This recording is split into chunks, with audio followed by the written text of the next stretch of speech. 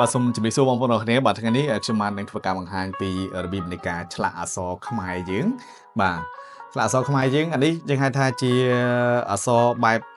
ឆ្លាក់តាមតនឹកឃើញបាទនេះហៅថា creative អញ្ចឹងណាបាទហើយតាមតនឹកឃើញបាទមែនតើទៅគឺអត់បានព្រៀងទុកថានឹងឆ្លាក់អក្សរបែបអញ្ចឹងឯងបាទអញ្ចឹងមិនខ្ញុំសូមហៅថាវាជាការច្នៃប្រឌិតណាតាមតនឹកឃើញអញ្ចឹងទៅបាទ creative បាទហើយតម្រងអក្សរនេះគឺមានន័យថានៅពេលដែលយើងចាប់ខ្មៅដៃមកបាទយើងពិនិត្យមើលទៅលើតម្រងกระดาษយើងបាទយើងគួរទៅទាញទៅបែបម៉េចបាទព្រោះនេះអត់បានពង្រៀងបាទព្រៀងទុកថានឹងឆ្លាក់អក្សរទៅអញ្ចឹងអត់ទេបាទនៅឃើញពេលដែលគូសវាទៅគឺឲ្យចេញទៅអញ្ចឹងបាទមានន័យថាបាទជាសិល្បៈនៃការច្នៃប្រឌិតមួយអញ្ចឹងណាបាទអានេះអាចនិយាយបានថាវាជា talent ផងអញ្ចឹងទៅបាទជាសិល្បៈនៃការច្នៃដែលយើងមើលទៅឲ្យវាសមភ្នែកឲ្យវាតាក់ទាញឲ្យវាស្អាតឲ្យវារស់រវើកអញ្ចឹងណាបាទហ្នឹងបានយើងហៅថាសិល្បៈបាទហើយតម្រងអក្សរនេះផងដែរបើតាមយើងសម្គាល់យើងហៅថាប្រភេទតម្រងអក្សរគេហៅជំរាបផ្ដៅបាទជំរាបផ្ដៅអាហ្នឹងអក្សរហ្នឹងគឺរៀងរស់រវើកបាទអញ្ចឹងដំបូងដែលយើងបានពង្រៀងជាខ្មៅដៃនឹងហើយបាទយើងគូបិចពីលើបាទបិចពីលើគឺបិចខ្មៅគូពីលើឲ្យចេញរូបរាងវាឲ្យដិតច្បាស់ល្អអញ្ចឹងណាបាទបន្តមកនេះអានេះយើងហៅថាជាស្រមោលវាបាទស្រមោលវាយើងប្រើបិចដែរបាទគូវាទឹមនឹងអក្សរនឹងដែរប៉ុន្តែជាលក្ខណៈស្រមោលមានន័យថាយើងស្រមោលជះមកខាងក្រោមផ្នែកខាងឆ្វេងបាទបន្តមកខ្ញុំច្នៃអក្សរនេះទៅជាទម្រង់ 3D ទៀតបាទព្រោះអក្សរ 3D ធម្មតាវាស្អាតជាង 2D បាទនៅលើផ្ទៃរាបធម្មតាហ្នឹងវាអត់មានកម្រាស់ទេបាទដល់ពេលយើងច្នៃជាស្រមោលយើងមើលគ្រាន់តែស្រមោលតង់ទី1បាទស្រមោលតង់ទី1យើងឃើញថាអក្សរហ្នឹងរស់រវើកជាងមុនបាទអញ្ចឹងខ្ញុំជះស្រមោលអា 3D នេះមួយទៀតបង្ហាញពីកម្រាស់របស់វាកម្រាស់អក្សរក្រាស់ឬក៏ស្ដាងប៉ុណ្ណាតាមដែលយើងចង់បានបាទអញ្ចឹងយើងច្នៃតាមហ្នឹងទៅអានេះខ្ញុំយកកម្រាស់ប៉ុណ្ណឹងបាទមើលទៅវាមកសមជាមួយនឹងតួខ្លួនរបស់វាបាទអានេះសិល្បៈនៃការឆ្លាក់អក្សរនេះគឺកែអបសុកដែរបាទកែអបសុកបាទពេលតនេបើជាពិសេសបើការនៅពីក្មេងវិញហ្នឹងហើយមេភ្លៀងមេអីជុំគ្នាបងប្អូនបាទអ្នកខ្លះទៅគាត់គូកនូអញ្ចឹងទៅបាទបងខ្ញុំគាត់គូកនូអញ្ចឹងទៅអ្នកខ្លះសេអក្សរអញ្ចឹងទៅបើខ្ញុំចូលចិត្តសេអក្សរនឹងឆ្លាក់អក្សរបាទពេលមេភ្លៀងណាហ្នឹងហើយជុំគ្នាបងប្អូននឹកឃើញអនុស្សាវរីយ៍បាទតាំងពីថ្នាក់បឋមបាទនេះចេញបានជាទម្រង់ 3D ហើយបាទប៉ុន្តែ 3D បាទហើយនេះក្បាច់ដែលខ្ញុំបង្ហាញមិញនេះដូចជាបើមិន 7B 8B មិញមើលអត់តាន់បាទភ្លេចបាត់ហើយតែជាទូទៅកម្រិតខ្មៅយើងតាមដែលយើងប្រើមកអានេះមានដល់ទៅជា 12B 12B បាទ BB នឹងតំណាងឲ្យ blackness បាទមានន័យថាភាពខ្មៅបាទអញ្ចឹងលេខកាន់តែខ្ពស់ភាពខ្មៅកាន់តែខ្ពស់មានន័យថាអានឹងគេប្រើប្រភេទ graphite pencil ហ្នឹងមានន័យថាជាប្រភេទខ្មៅដៃគេថាអាធ្យូងថ្មបាទ graphite ហ្នឹងណាធ្យូងថ្មហ្នឹងអញ្ចឹងអាលេខវាហ្នឹងគឺសំដៅទៅលើកម្រិតធ្យូងថ្មដែលគេដាក់នៅក្នុងខ្មៅដៃហ្នឹងបាទលេខកាន់តែខ្ពស់បាទកម្រិតធ្យូងថ្មកាន់តែខ្ពស់មានន័យថាវាកាន់តែខ្មៅដិតខ្មៅល្អអញ្ចឹងស្រមោល 3D យើងយកកម្រិតនេះខ្មៅខ្លាំងចឹងមកបាទប៉ុន្តែនៅមានអាស្រមោលខ្មៅខ្លាំងចឹងហ្នឹងទៀតអាហ្នឹងជាស្រមោលដែលបានន័យថាពន្លឺជះទៅចំវត្ថុអីមួយចឹងទៅវាធម្មតាដូចស្រមោលយើងជាមនុស្សទៅចុះឬក៏ជាវត្ថុអីមួយចឹងណាបាទតែពន្លឺជះមកវាតែងតែជះស្រមោលទៅគឺខ្មៅក្រឹបអានោះស្រមោលមួយទៀតគឺស្រមោលវត្ថុអីមួយចឹងទៅគឺខ្មៅក្រឹបយកតែម្ដង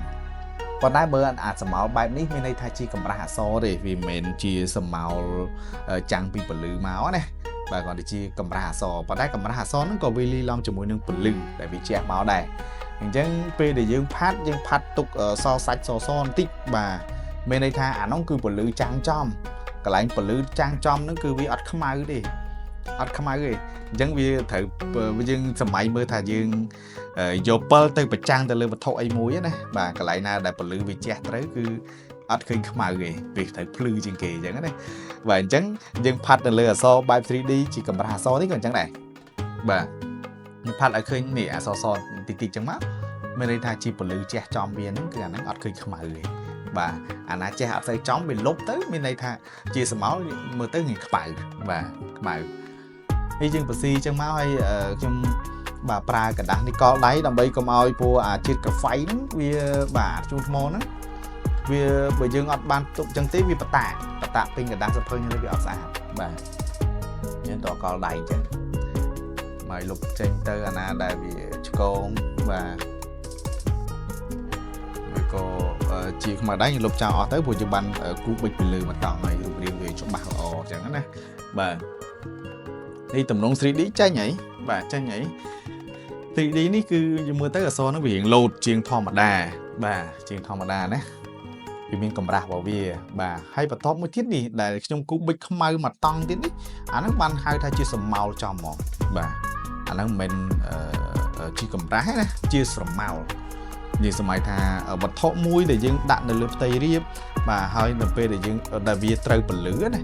ត្រូវពលឺធម្មតាវាត្រូវមានស្រមោលខ្មៅមួយនៅខាងក្រោមកន្លែងកែមវាបាទប្រកាសជាមានដែរ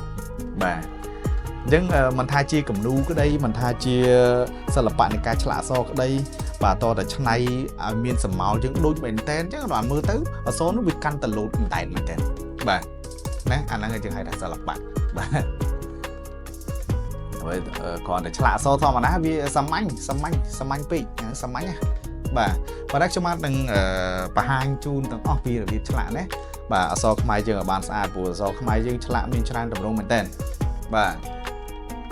ច្រើនអញ្ចឹងមានអាមូលផងជ្រុងផងតប៉ែតផងប្រឆិតផងបាទហើយទម្រង់ចម្រៀកផ្ដៅនេះជាទូទៅគឺចេញពីអាគំនិតច្នៃប្រឌិតរបស់យើងផ្ទាល់តែម្ដងបាទប៉ុន្តែអក្សរពុំក៏មានដែរពុំគាត់ថាអក្សរតាមកុំព្យូទ័រវាដឹងអាសាទេបាទព្រោះទម្រង់អក្សរមួយវាដូចគ្នាបាទយើង set up ចូលទៅកុំព្យូទ័របាទអក្សរកមួយអញ្ចឹងទៅដល់ពេលយើងសរសេរអក្សរក1000អក្សរកទៀតក៏នៅតែប្រព័ន្ធគ្នាដូចគ្នាអញ្ចឹងវាស្មើគ្នាមើលទៅគឺស្អាតហ្មងអាហ្នឹងគេហៅថាអក្សរពុំដល់ពេលអក្សរដៃវាហើយណាក៏វាចលិះគ្នាតិចដែរបាទអញ្ចឹងដល់ពេលយើងបានឆ្លាក់ជាអក្សរដៃនេះវារស់រវើកជាងអក្សរពុំព្រោះអក្សរពុំបាទគេ set up មកប៉ុណ្ណាវាប៉ុណ្ណឹងហើយយើងកាតបានទេបាទតោះទៅយើងចេះប្រើកម្មវិធីផ្សេងទៀត AI យើងទៅបច្ចុប្បន្នណាបាទគូបន្ថែមវាចឹងទៅបាទមើលទៅជា style ជា mode មួយបង្ហាញកាន់តែច្បាស់កាន់តែស្អាតបាទនេះបន្ទាប់ពីយើងគូស្រមោលអាខ្មៅក្រឹបនឹងមកហើយមានអាស្រមោលមួយទៀតនេះបាទស្រមោលហ្នឹងគឺមានន័យថាយើងធ្វើឲ្យដូចមែនតែនដូចមែនតែនទេបាទបានវា